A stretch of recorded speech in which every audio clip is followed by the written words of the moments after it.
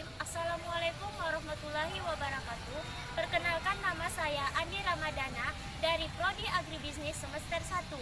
Di sini saya akan memenuhi tugas mata kuliah Pendidikan Agama Islam dengan dosen pengampu Bapak Muanif Ridwan, MPDI, Baiklah, saya akan menjelaskan karya ilmiah saya yang berjudul Pembentukan Akhlak Al-Karimah dalam Pendidikan Agama Islam. Pengertian akhlak al-karimah, perkataan akhlak berasal dari bahasa Arab, merupakan bentuk jamak dari kata khulkun yang berasal dari kata khulka yakhluqu ka ulukun, dengan bentuk jamaknya akhlakun yang berarti budi pekerti, perangai, tingkah laku, atau tabiat. Perumusan pengertian akhlak timbul sebagai media yang memungkinkan adanya hubungan baik antara khalqik dengan makhluk. Ibnu Ahtiyar menjelaskan bahwa hakikat makna hulkuk itu ialah gambaran batin manusia yang tempat, yaitu jiwa dan sifat-sifatnya. Sedang khalqun merupakan gambaran luarnya, raut muka, warna kulit, tinggi rendahnya tubuh, dan lain sebagainya. Akhlak adalah daya kekuatan sifat yang tertanam dalam jiwa yang mendorong jujur. Sedangkan yang termasuk akhlak masmumah antara lain al-bakal kikir, al-buktan dusta, khianat, az-zulmu aniaya. Tujuan akhlak bertujuan membentuk pribadi muslim yang leluhur, mulia, menghindarkan diri dari pengaruh akal, pikiran yang menyesatkan. Orang-orang yang mempelajari ilmu akhlak akan memiliki pengetahuan tentang kriteria perbuatan baik dan buruk, dan selanjutnya dia akan mampu mempertimbangkan bahwa perbuatan membawa pada ketenangan. Akhlak dapat digunakan segala tempat dan keadaan sebagai mutiara hidup yang mengantarkan pada kedekatan kepada Sang Pencipta. Pendidikan agama Islam. Pengertian pendidikan agama Islam. Agama Islam mengandung makna bahwa usaha yang dilakukan pendidikan agama Islam melalui kegiatan bimbingan, pengajaran, dan latihan untuk menyiapkan peserta didik meyakini, memahami, menghayati, dan mengamalkan ajaran agama Islam yang harus benar-benar dilakukan penuh kesabaran. Perbuatan yang spontan tanpa memerlukan pertimbangan pikiran. Jadi, akhlak merupakan sikap melekat pada diri seseorang dan secara spontan diwujudkan dalam tingkah laku atau perbuatan.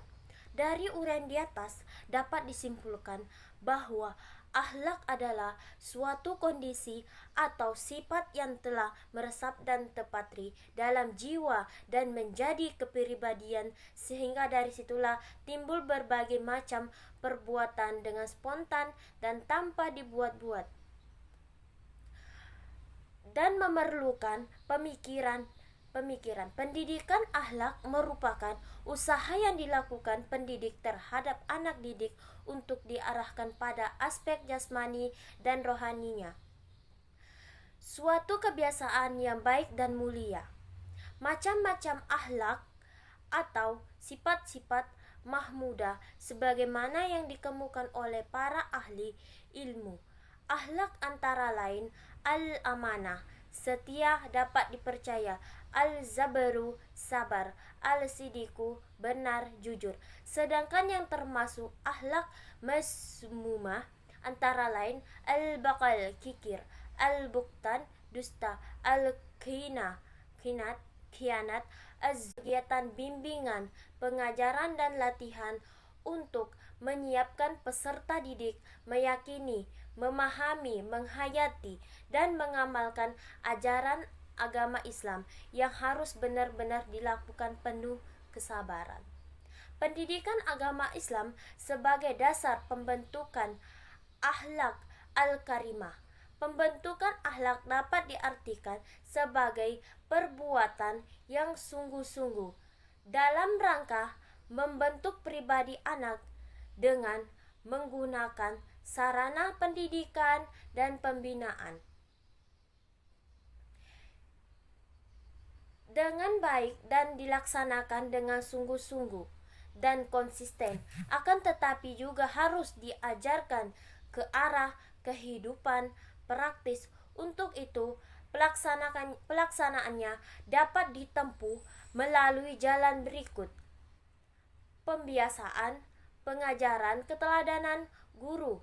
Tujuan utama dari pendidikan agama Islam adalah pembentukan kepribadian pada diri siswa tercermin dalam tingkah laku dan pola pikirannya dalam kehidupan sehari-hari.